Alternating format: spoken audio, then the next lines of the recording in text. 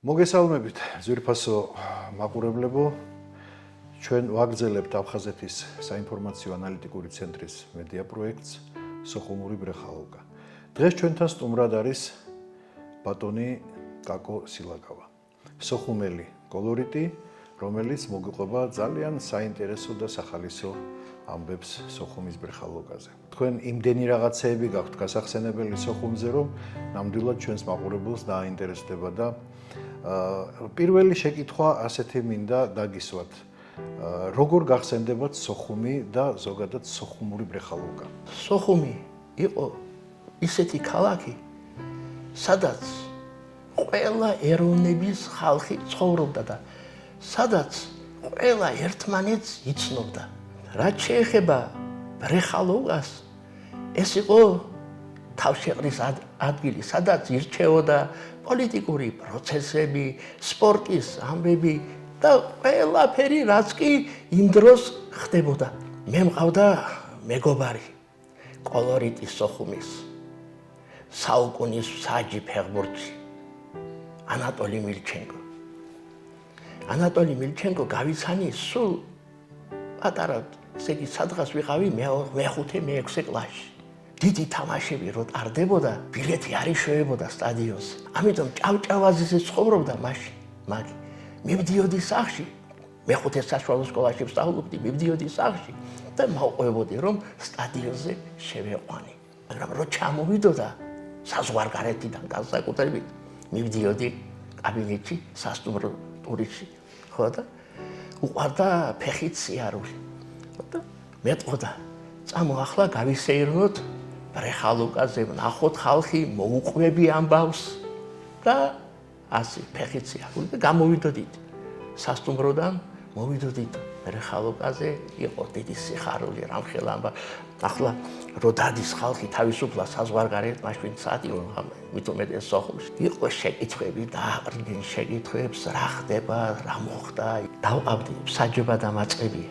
კატეგორიას მომცა, მე სამსახურიდან მან თავისუფლება დარეკავდა იმაში ჩვენს იმაში. ანუ თქვენ საჯობდით? საჯობდი, ხო, საჯის ვარ, კატეგორიას ვარ და ამბავი გურამისთან მისაჯია, გურამ გავისკრიასთან მიმსაჯია. ჩერნიახოვსკი, გურამ გავისკრია, გრინიაკო ჰოსიანი აგნებდა. სოჩაში წამიყვანა და სამსაჯოდ, ესე იგი, ის იქნება ძირითადი მე როგორც კაკავე. გავიხედე და მოდის რობერტ რაჟდესტვენსკი. ეს არის დიდი პოეტია სხვათა შორის. ვასილევის მეუთხარი, მოდის რობერტი მეუთხარი და გაჩერდა ვასილევიჩი. ხო მიდის, შემდივარ სტადიონზე სოჩის და მოვიდა ეს რაჟდესტვენსკი მოვიდა. იცნო იმა. მიესალმენ ერთმანეთს ასე. და ახლა მე ხო დღევარ აქ. ანატოლი ეუბნება. გაიცანიო ეს ბიჭი. ეს არისო ბალეიში თბილისის დინამოს გულშემატკივარი და უყვარსო ლექსები.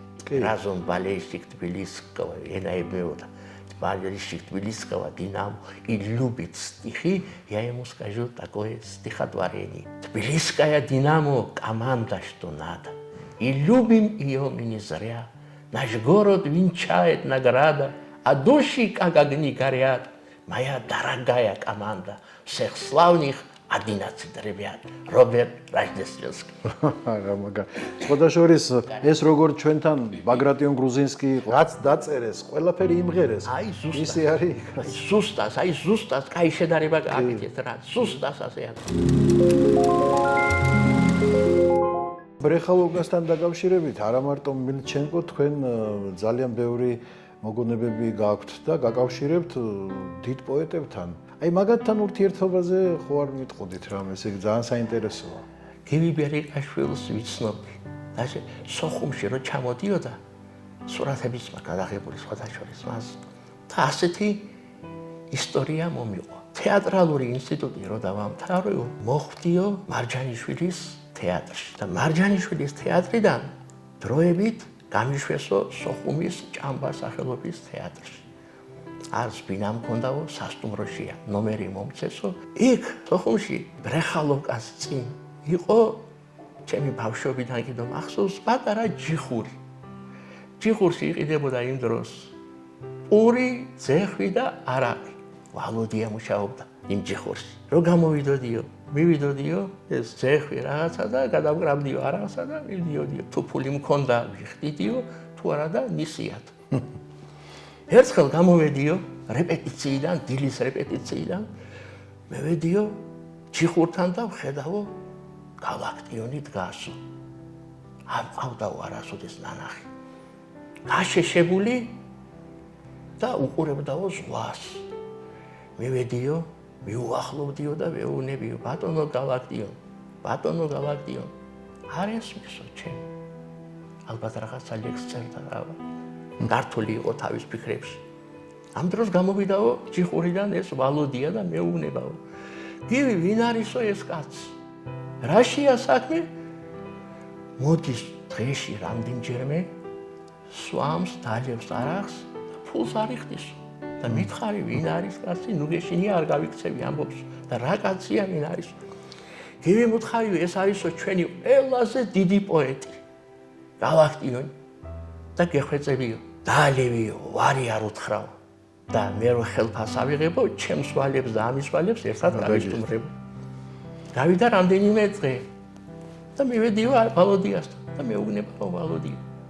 იცი რა გააკეთა იმ პოეტმაო, იმ გალაქტიონმა, რაო და მოვიდაო, ჯიბიდან ამოიღოვო, ალბათ ჰონორარი მიიღო, პაჭკით 25 მანეთიანები. გადაიხადაო ყველა ვალი და კიდე ზედმეტი დატოვაო და დაიბარაო, რომ ჩემისთანა კაცი თუ მოვიდა და ფული არ ეკნეს, იმას დაალევიო. აი ასეთი ისტორია. არაჩვეულებრივი ისტორია.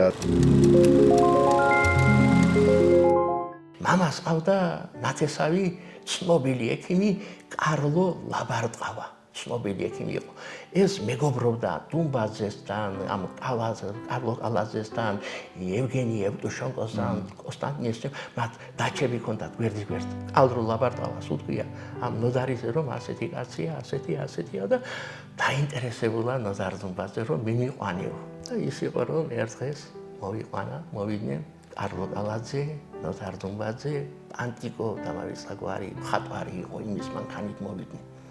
ხო და გაიშალა სუფრა. ეს თქვენს ოჯახში? ჩემს სახლში, დიახ, ჩემს სახლში, ჩემს ოჯახში. გაიშალა სუფრა. გაუხარდა ახლა რომ ამისთანა კაცი გაიცნო ასეთ ოჯახშია მამაზე და ეუბნება მამას. რამე პრობლემა არა გაქვსო? მთხოვეო.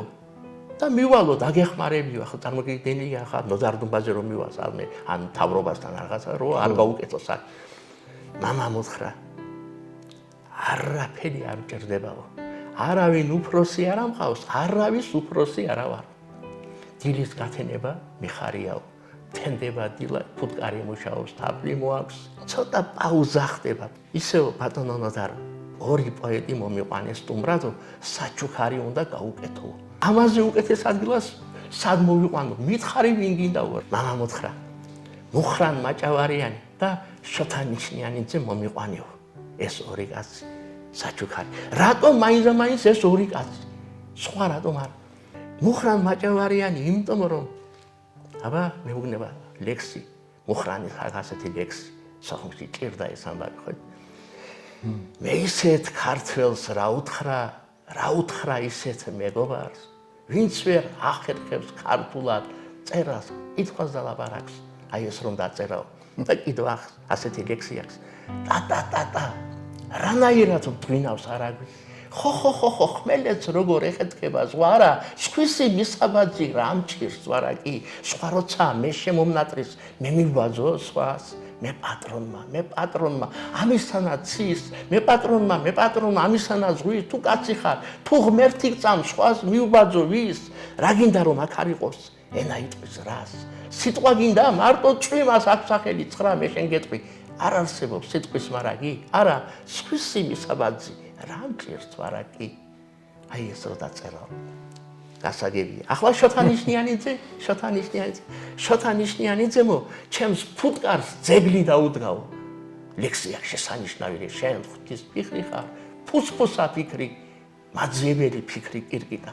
გაბრუებულისკისაკენ მიქრი რომ დაიბადოს საქმე ფიქრისგან, თუ ჩემი სიტყვა შენს ბედს გაიყოფს, მართლაც მქონია ქვეყნად სათქმელი, იმაზე კარგი რა უნდა იყო, კაცთაფლი მიცე, ღმერთის ანთელი.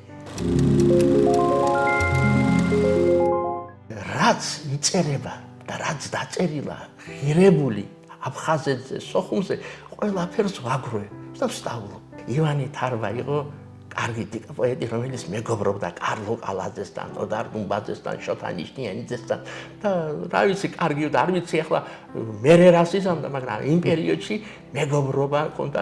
ვნახე ინტერნეტში ლექსიკონია, ოღონდ რუსულად, სოხუმი.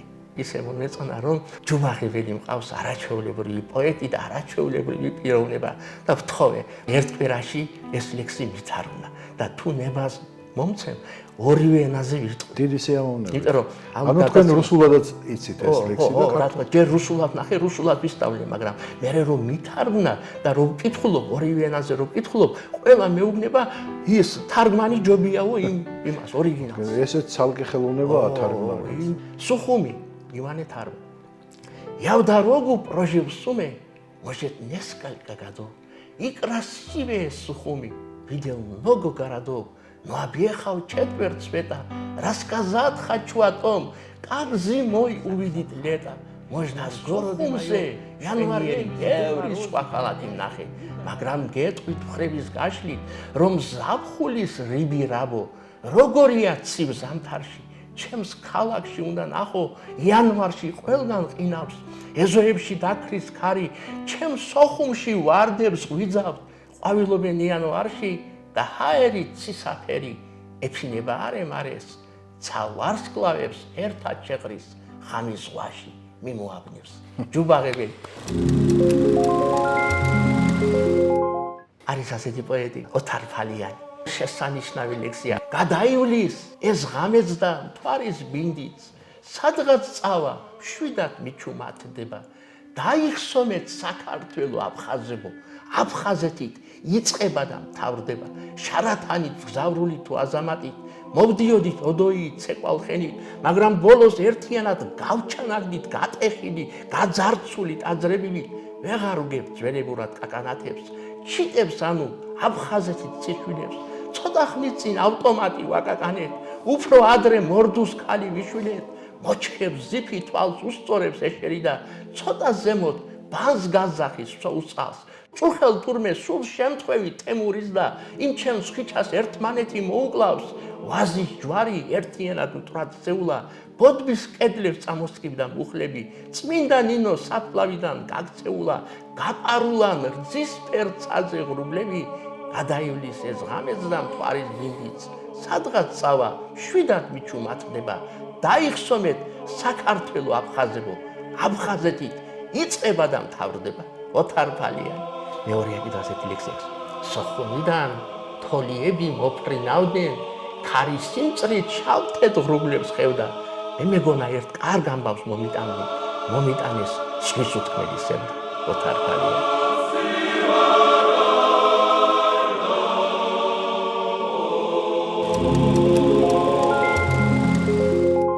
ძალიან დიდი მადლობა ბატონო კაკო ასეთი ლამაზი მოგონებებისთვის. არაჩვეულებრივი ხალხი გავიხსენეთ და მთლიანობაში უფრო პოეზიისკენ წავედით, ვიდრე ბრეხალობის რაღაც ისეთი მოგონებები გამოგვივიდა. ამით გემშვიდობებით, ძვირფასო მეგობრებო, მომავალ შეხვედრამდე. კარგად ბრძანდებოდეთ.